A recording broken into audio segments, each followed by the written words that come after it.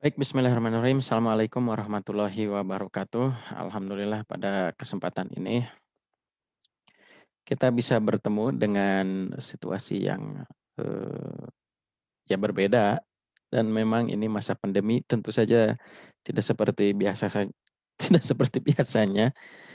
Tapi alhamdulillah mudah-mudahan tidak mengurangi makna proses pembelajaran yang kita lakukan. Hari ini kita akan lakukan pertemuan asinkronus. Jadi ini saya apa namanya ya, rekam tayangan ini untuk,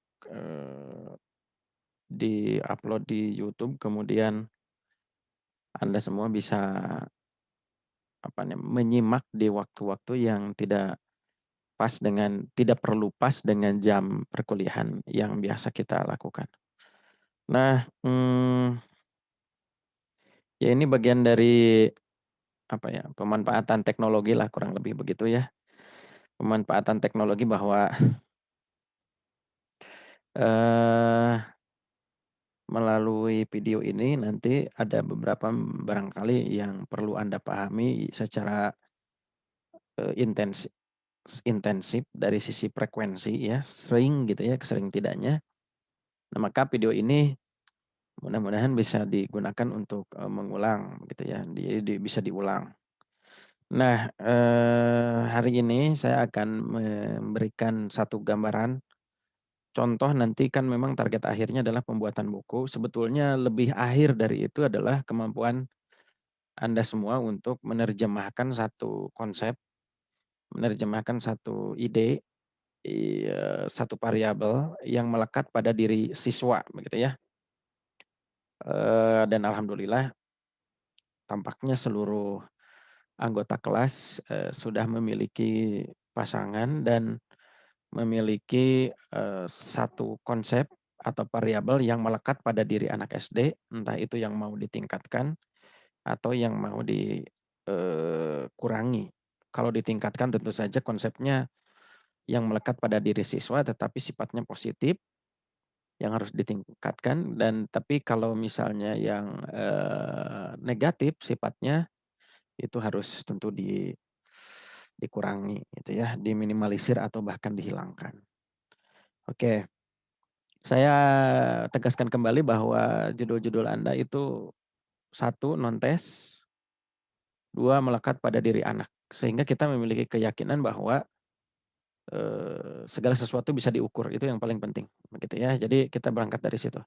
Nah, untuk meyakinkan bahwa sesuatu itu bisa diukur, satu variabel atau konsep itu bisa diukur, tentu kita harus memiliki, pondasi teoretik yang sangat kuat, berdasarkan hasil kajian yang mendalam dari sumber-sumber yang relevan, yang mendukung pemaknaan pada, konsep atau variabel yang Anda pilih, gitu ya.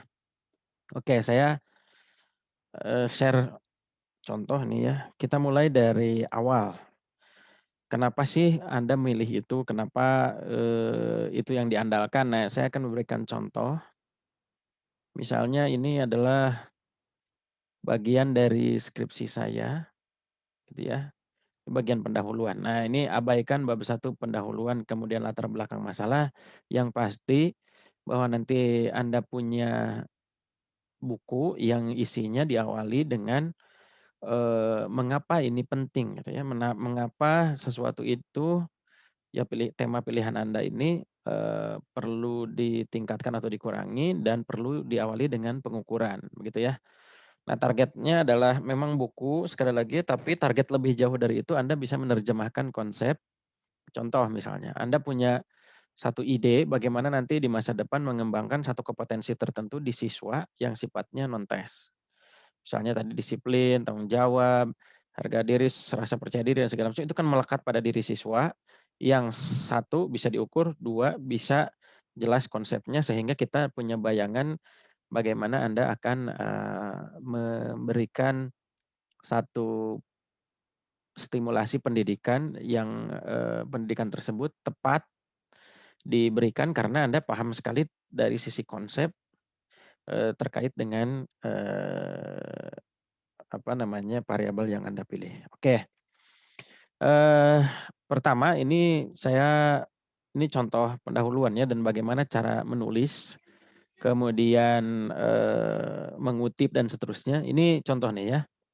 Judul saya ini adalah pengembangan, jadi judul skripsi saya ini pada saat S1 ini judulnya pengembangan alat ukur kematangan karir. Nah, kematangan karir, satu frase yang bicara tentang sesuatu yang melekat pada diri siswa. Ini saya dulu skripsinya di anak SMA.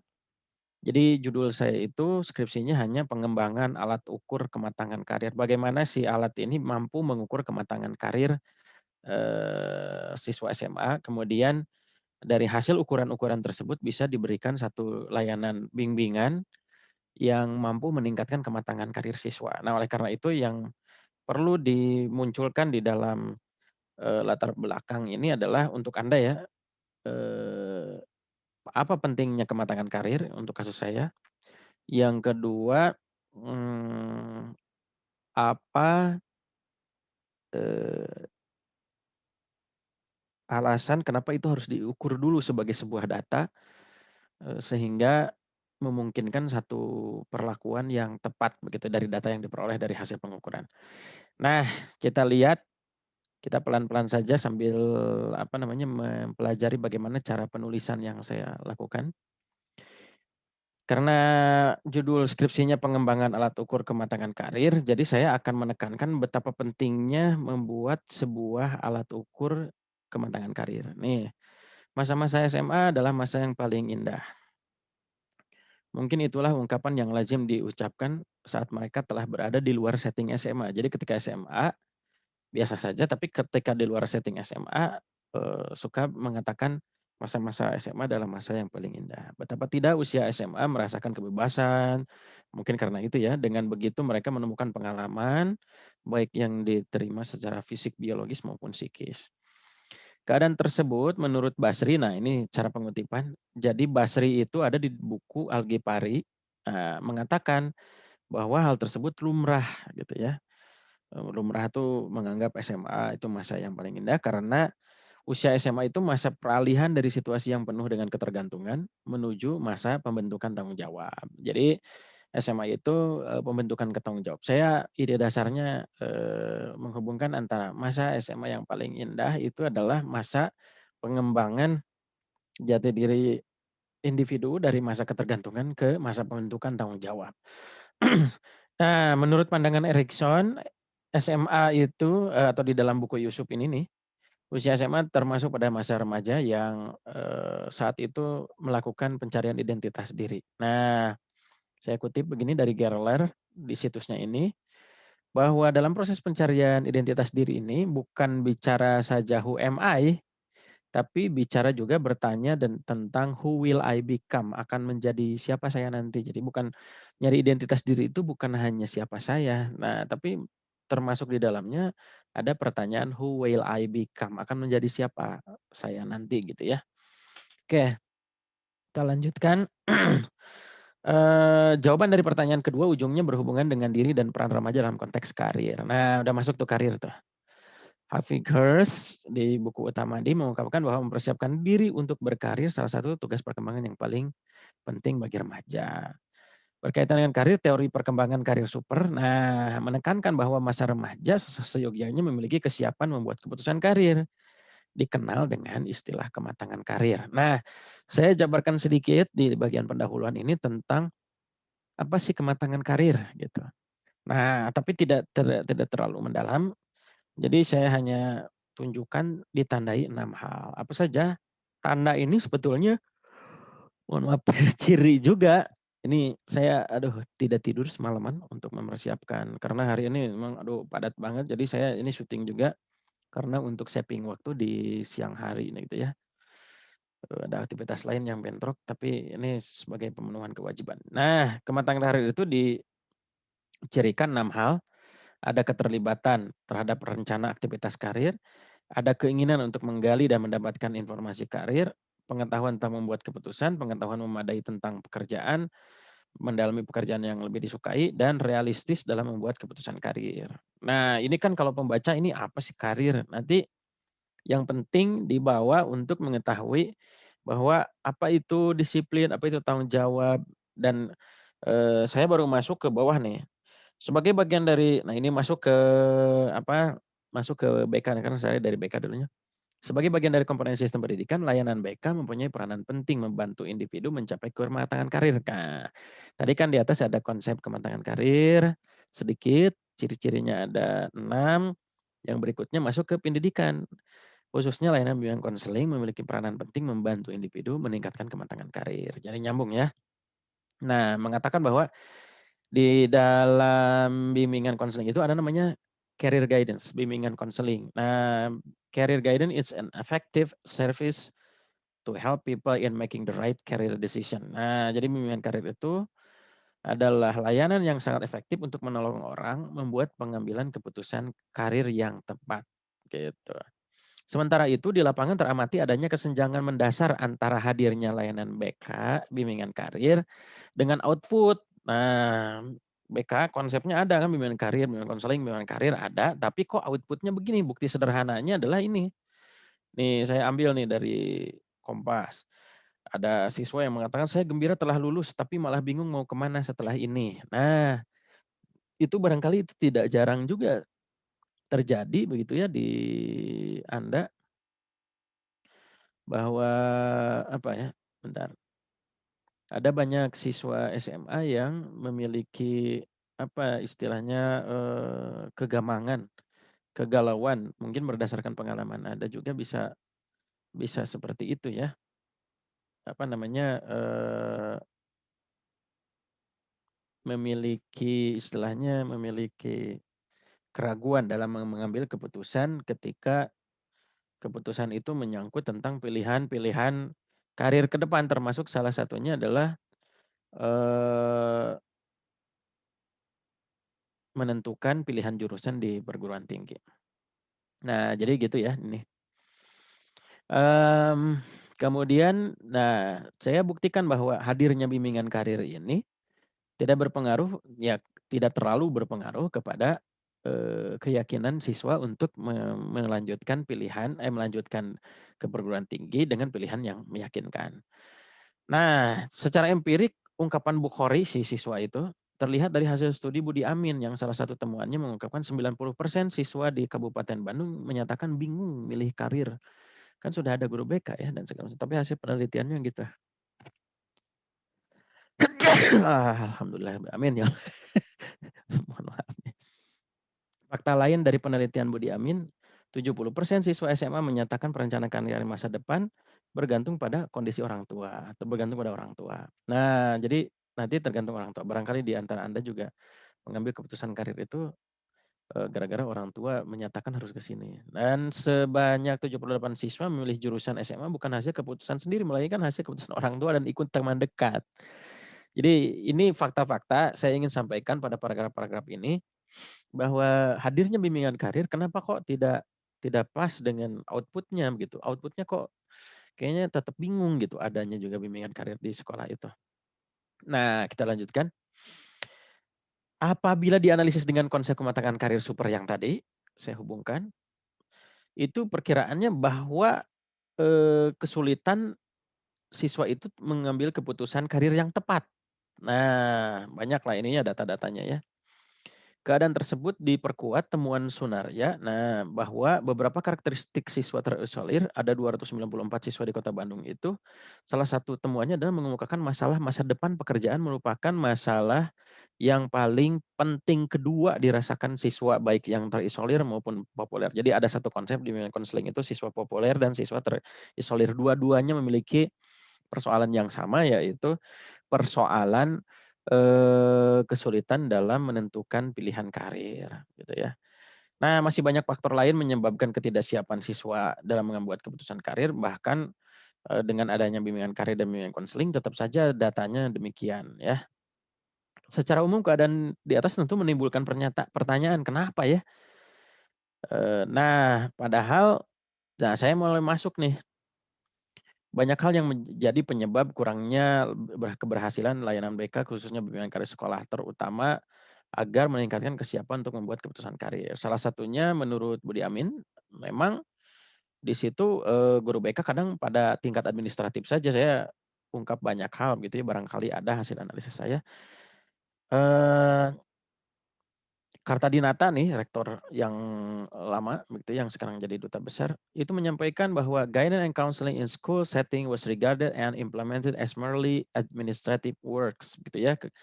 Jadi BK yang ada itu kadang-kadang cuman hanya kerja-kerja administratif aja begitu, tapi membantu bimbingan karir secara sesungguhnya itu belum secara optimal. Nah, there were gaps between student aspiration or expectation and the service provided by school counselor. Ada gap, ada kesenjangan antara layanan yang antara aspirasi dan kebutuhan atau ekspektasi siswa dengan layanan yang diberikan. Jadi gap itu, nah baru saya jelaskan kenapa bisa ada gap menurut Kartadinata, dilanjutkan ya oleh tidak adanya data atau informasi tentang siswa sebagai bahan rujukan pengembangan program. Jadi saya udah masuk nih, mulai masuk bahwa jangan-jangan buat program itu sporadis gitu ya, tidak berdasarkan data. Oleh karena itu nih, tahu kan sekarang sadar nih arahnya saya ingin mengatakan bahwa, eee, untuk memperoleh data, untuk membuat satu program yang bagus harus berdasarkan data dan data itu bisa diperoleh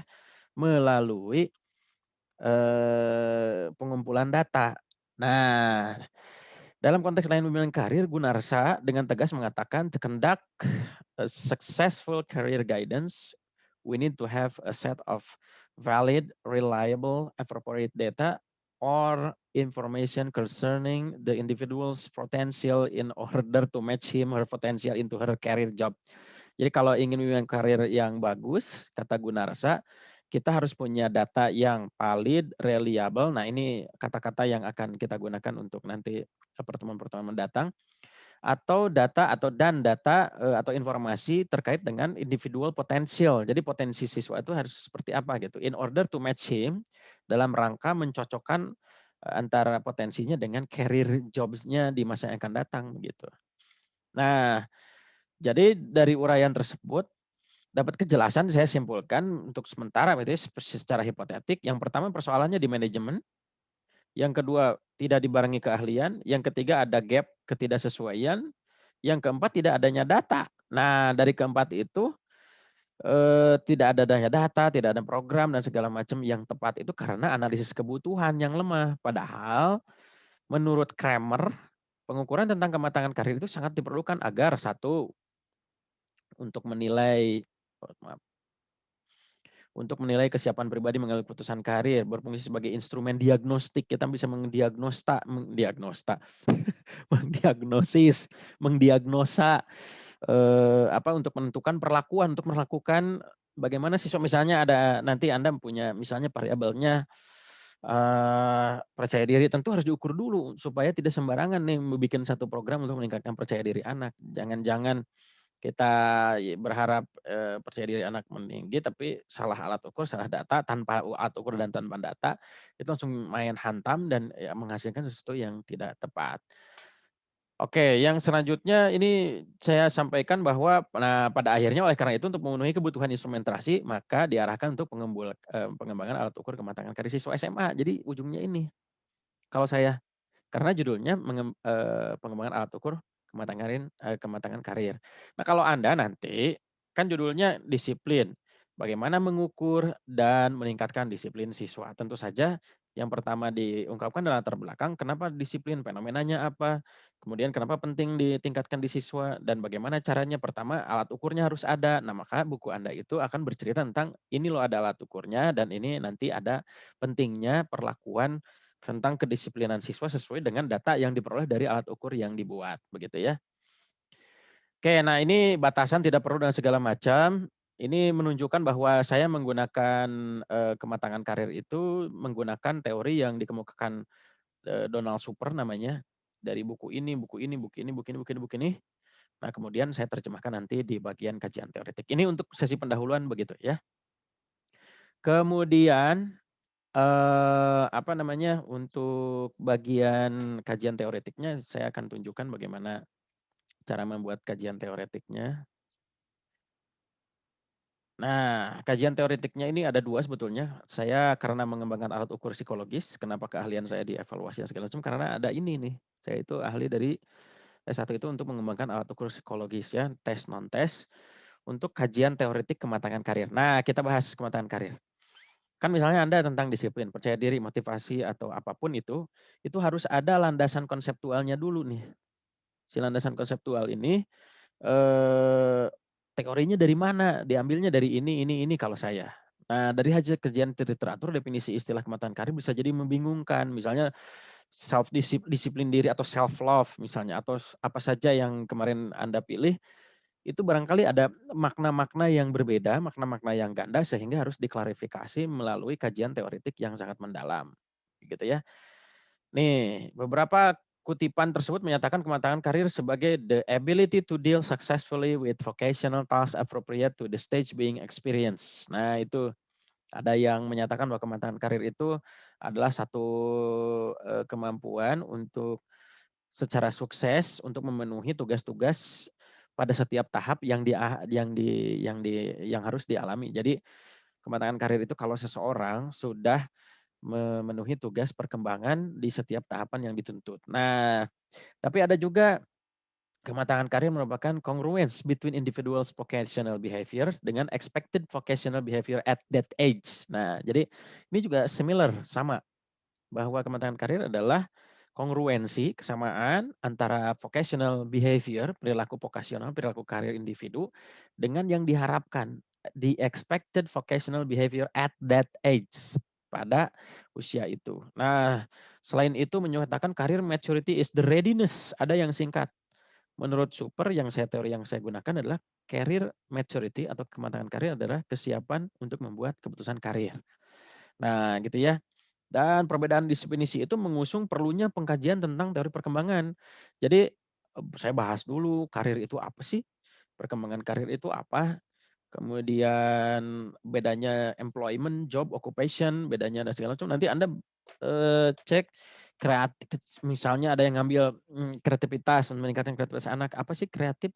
Apa bedanya dengan berpikir kreatif? Apa itu kreativitas? Apa itu nah, apa itu motif? Apa itu motivasi? Apa itu nah, kayak gitu ya. Jadi secara definitif, secara kuat Anda gali lebih dalam, begitu ya. Nah, saya bahas occupation sampai ketemu istilah karir itu apa sih? Nah, ini makna tentang karir semakin lama semakin luas. Salah satunya di ini. Nih Gisbert itu salah satu tokoh bimbingan di Amerika ya, dunia kita kita rujuk juga. The meaning of the word career, kata karir is being expanded, ya, di-expand from describing occupation only, untuk menjelaskan tentang okupasi, pekerjaan only, to describing life roles.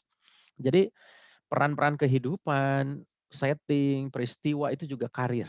More and more people using the word career to describe life roles such as worker, pekerja juga karir, family member juga karir, citizen juga karir, life setting seperti pekerjaan, di rumah, di sekolah itu juga karir. Anda sedang kuliah juga itu juga karir. Marriage, retirement, pensiun ya, dan segala macam. Oh, saya jadi sudah pemahaman karir saya, oke, ini karir. Terus kita bicara tentang perkembangan karir, ada perspektif tentang perkembangan karir. Pertama karir dan bla bla bla bla bla bla. Nah, ini saking kuatnya jadi saya bahas mendalam nih. Untuk bab 2 saja saya 92 halaman ya. Kalau tidak salah ini hasil editing nih, ada dihilang-hilangkan, asalnya 102 halaman. Nah, dalam aspek perkembangan segala macam, lalu saya setelah beres itu Anda masuk ke kedudukan teori. Kedudukan teori itu di mana sih misalnya? Ya mungkin ya tidak terlalu dalam juga tidak apa-apa, yang penting Anda tahu konsep-konsepnya. Kemudian nanti apa namanya, ditegaskan bahwa, oh konsep yang Anda maksud itu adalah ini, gitu ya. Nah, kalau saya teori perkembangan karir super baru masuk nih, ambil teorinya dari mana, misalnya Anda, ngambil harga diri itu, self esteem, itu teorinya dari mana, itu jelaskan. Nah, saya jelaskan lagi teori perkembangan karir menurut super, masih perkembangan nih, setelah apa, di situ ada peran hidup, yang tadi disampaikan ya, kata karir yang meluas itu. Ini adalah pelangi karir. Nah, nanti Anda silakanlah cari di Google. Itu ada pelangi karir, kemudian tahap perkembangan karir, kemudian ada apa lagi nih? Sampai retirement ya, sampai nih tahap-tahap perkembangan karir dari mulai lahir sampai tumbuh, capacity, minat. kristalisasi, spesifikasi, implementasi, stabilisasi. Nah, Anda itu di masa eksplorasi, spesifikasi, dan implementasi. Anda menspesifikasikan diri sebagai guru SD dan nanti diimplementasikan menjadi guru SD. Stabilisasi di usia 30 nih, saya 30 ke atas ini mulai konsolidasi, advancing usia 40 itu harus sudah selesai kehidupan ya. Bukan selesai kehidupan, selesai maksudnya sudah harus matang gitu ya. Kemudian dan seterusnya sampai retirement planning dan retirement living. Pensiun itu usia 75-an ya. Ya udah umur panjang kita semua, oke. Nah, ini semua, nah perkembangan karir remaja. Nah, nanti Anda kaji tuh. Misalnya Anda aspeknya tadi motivasi, motivasi siswa SD itu kayak gimana? Minat siswa SD itu kayak gimana? Sopan santun siswa SD itu kayak gimana? Demokrasi siswa SD itu paling tepatnya kayak gimana? Terus bentuk-bentuknya seperti apa? Self love itu seperti apa? Menghargai prestasi itu seperti apa bentuk-bentuknya pada siswa SD gitu ya. Kayak gimana apa konsepnya gitu ya. Kemudian selanjutnya makna kematangan karir. Nah, dan identifikasi pada remaja. Nanti Anda makna, disiplin dan identifikasinya pada siswa SD gitu ya. Makna, tanggung jawab, dan implikasinya pada siswa SD. Kenapa siswa SD perlu tanggung jawab? Kenapa? Nah, itu dibahas di kajian teoretik juga. Gitu ya. Nah, ini terus sampai akhirnya aspek-aspek pembangun kematangan karir. Nah, sampai tahu nanti misalnya disiplin, tanggung jawab, dan segala macam itu aspeknya apa saja. Yang melahirkan indikatornya apa saja gitu. Kita lihat nih yang saya, ternyata kematangan karir super itu yang pertama unsur pertamanya adalah seseorang memiliki kesiapan dalam membuat keputusan karir. Nah, itu definisi saya. Kematangan karir adalah kemampuan siswa dalam mengambil keputusan karir. Salah satunya adalah pilihan-pilihan karir untuk melanjutkan pasca studi di tingkat sekolah menengah atas. Yang pertama, itu harus punya perencanaan karir. Indikatornya banyak. Bisa mereka mempelajari informasi tentang karir, membicarakan rencana karir dengan orang dewasa, mencari pendidikan tambahan atau kursus tambahan, terlibat dalam kegiatan ekstrakurikuler, itu adalah perencanaan karir. Orang yang punya perencanaan karir, dia memiliki keterlibatan konsepnya ya di dalam kematangan karir dan seterusnya dan seterusnya. Yang kedua, aspek yang kedua adalah eksplorasi karir. Jadi orang yang matang karirnya, siswa SMA itu dia mengeksplorasi, meluaskan wawasan tentang karir. Jadi supaya matanya tidak kacamata kuda, tapi luas sekali sehingga pilihan-pilihan atau alternatif-alternatifnya bisa banyak dimiliki oleh siswa SMA. Ini yang saya dapatkan. Yang ketiga setelah eksplorasi karir adalah pengetahuan tentang membuat keputusan. Nah, seseorang mengambil keputusan karir tentu saja harus disertai dengan kemampuan untuk mengambil keputusan. Gimana sih cara mengambil keputusan? Nah, ini termasuk pengetahuan. Harus tahu. Terakhir misalnya dengan meminta pertolongan Tuhan, misalnya meminta pertolongan Allah Subhanahu wa taala yang namanya istikharah ketika mengambil keputusan. Nah, kayak gitu nanti ada nih ini segala macamnya. Kemudian aspek yang berikutnya, di dalam masing-masing aspek kalau saya ada indikatornya, tapi kalau Anda misalnya nanti, saya disiplin, Pak menemukan teorinya hanya indikator tidak ada aspeknya, ya silakan. Pokoknya ujungnya adalah indikator. Ini semacam mengembangkan dari KI, KD, dari KD ke indikator, sama aja gitu. KD adalah aspeknya gitu ya, kemudian indikator. Tapi kalau udah ada KI kemudian langsung ke indikator ya silakan aja. Boleh ya langsung.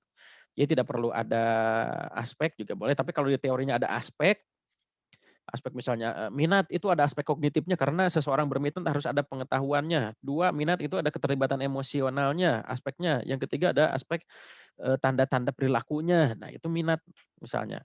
Ada aspeknya 3, tapi tanda perilaku itu seperti apa indikatornya, tanda tanda rasanya seperti apa, tanda pikirannya seperti apa, itu kayak gitu ya. Ya, yang keempat adalah pengetahuan tentang informasi dunia kerja, world of work information. Jadi kalau anak yang atau anak SMA yang memiliki kematangan karir, kesiapan dalam mengambil keputusan karir, dia didasari oleh pengetahuan atau informasi tentang dunia kerja.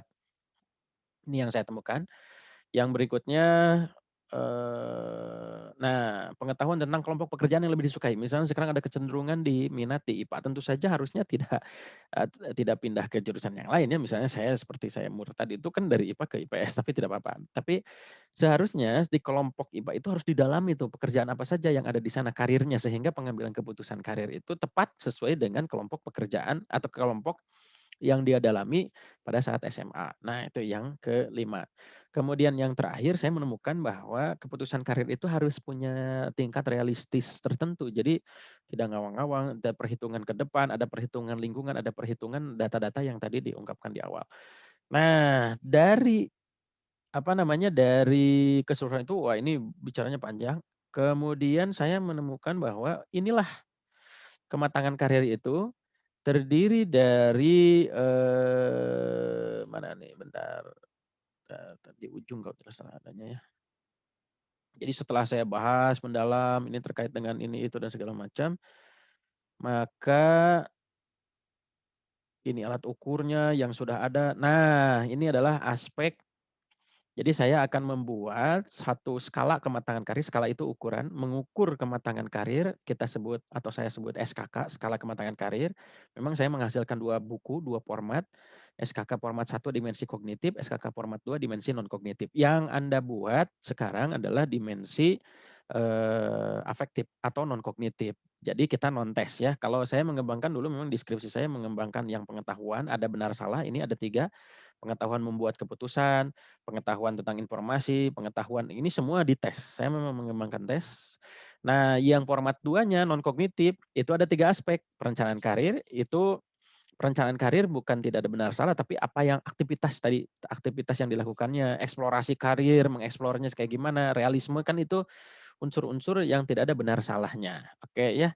Nah, jadi harapan saya dari kajian teoretik itu Anda sampai pada kesimpulan ketika saya tanya nanti satu-satu, apa disiplin? Oh, disiplin ini Pak, menurut ini teorinya begini begini begini. Menurut Anda sendiri, di buku Anda sendiri nanti disiplin itu apa? Disiplin adalah perilaku taat terhadap aturan walaupun aturan tersebut tidak disukai misalnya. Itu kan disiplin, sesuatu yang tidak kita sukai tapi kita harus melakukan itu, ya. Itu disiplin. Kemudian apa indikator disiplin nanti akan saya tanyakan. Nah, indikatornya kalau saya ada aspeknya, masing-masing aspek itu punya indikator. Tapi kalau Anda misalnya ada apa indikator disiplin, nanti bisa langsung respon ke saya. Sebelum ke indikator Pak, disiplin itu saya temukan ada beberapa aspek. Aspek, aspek internal, dari dalam dirinya disiplin itu memiliki mindset gini gini gini. Dari eksternal gini gini. Nah itu, jadi bisa bisa ada aspeknya, bisa tidak, oke ya. Nah, jadi itu yang diharapkan dari sajian saya ini adalah Anda memiliki kemampuan untuk menerjemahkan satu konsep yang melekat pada diri siswa, dari siswa tersebut bisa sesuatu yang bisa ditingkatkan, sesuatu yang bisa diturunkan, tapi secara teoretik Anda kuasai ketika ditanya tentang unsur-unsurnya, teorinya, faktor-faktor yang mempengaruhinya. Tadi ada sih tadi sempat kelewat, saya fokusnya pada menentukan indikator dan aspeknya supaya mudah mengukurnya. Nanti setelah jelas itu dan segala macamnya nanti akan ada istilahnya, kisi-kisi. Nanti kita akan mengembangkan kisi-kisi. Kita akan kembangkan rubrik dan segala macam, kita akan lakukan uji validitas, variabilitas dan segala macam. Ya, bentar kita lihat apakah ada nih di sini hasil kisi-kisi yang saya buat di skripsi. Nah, nanti kita akan mengembangkan seperti ini nih. Bentar saya share ya.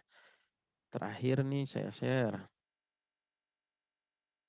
Mmm, nah, nih kisi-kisinya seperti ini. Jadi kita akan membuat satu kisi-kisi seperti ini, karena saya dimensinya kognitif dan afektif ada 2, kemudian aspeknya ada 6, yang kognitif apa saja. Nah, kita akan buat indikatornya apa saja, nomor itemnya di nomor item berapa saja nanti kita ujikan, validitas, reliabilitas. Nanti ujungnya minggu depan, jadi minggu ini Anda harus sudah sampai pada indikator dengan keyakinan penuh hasil kajian teoretik dan segala macam terkait dengan penelitian terdahulu juga dari variabel yang Anda pilih. Kemudian, minggu depan kita jabarkan tentang kisi-kisi. Nah, sampai begini. Nanti ini kan jadi instrumen nih. Instrumen kalau saya jadi 2 format tadi, SKK 1, SKK 2, lalu diujikan, nah dihitung validitas, reliabilitas, pembuatan norma dan segala macam. Misalnya nanti kita akan pertama kan membuat alat ukur untuk dipakai ke siswa untuk mengukur. Dari mengukur itu kita punya norma, kita kembangkan norma. kita tahu ada kategori-kategori, nanti kategori itu memiliki makna, makna itu menjadi feedback bagi evaluasi dan pengembangan model, program, pembelajaran, dan segala macam. Itu penting kan, nanti Anda akan memperoleh tawaran misalnya ketika lulus, "Bu atau Pak minta tolong dong kembangin sesuatu dari anak ini," misalnya, atau "Kurangi dong cara mengurangi bully nih, bully kan negatif itu harus dikurangi. Ini, disiplin harus ditingkatkan, ditingkatkan." Kita punya aspeknya apa saja dan itu sangat bagus sekali. Nah, jadi awalnya dari alat ukur. Jadi kita kembangkan alat ukur non-tes, kemudian di buku itu nanti Anda sediakan tips-tipsnya seperti apa. Kalau yang disiplinnya rendah akan diberikan tips ini, kalau sedang seperti ini, kalau tinggi sudah dipertahankan atau apa ingin ditingkatkan lagi seperti apa. Ya, saya kira itu saja untuk pertemuan. Jadi Anda silakan buat latar belakang yang sangat kuat, kajian teori yang sangat kuat sampai lahir indikator-indikator yang jelas, kemudian minggu depan kita masuk ke ini nih, ya. Oke, karena ini maklum Zoom gratis dan saya di-ban oleh Zoom untuk, yang kan biasanya bisa lebih dari 40 menit, IP address saya, di ininya. Tapi itu tidak ilegal sebetulnya ya, hanya mungkin untuk di wilayah Amerika saja. Kita sebagai orang Indonesia tidak punya hak untuk itu katanya. Tapi ya kan di YouTube ilmu pengetahuan demi ilmu pengetahuan kita ini, tapi mudah-mudahan berkah lah ya. Nah, makanya ini semakin berkah kita gunakan yang sesuai dengan apa adanya, 40 menit. Saya kira itu, sampai ketemu di, minggu depan, mudah-mudahan kita bisa berdiskusi langsung dari hasil yang Anda ini kan. Bagaimana absen nanti akan saya komunikasikan dengan siapa, PJ masing-masing kelas. Mudah-mudahan Anda tetap semangat, mudah-mudahan pembelajaran kita tetap bermakna dan bermanfaat bagi Anda, kita semua di masa yang akan datang. Terima kasih. Assalamualaikum warahmatullahi wabarakatuh.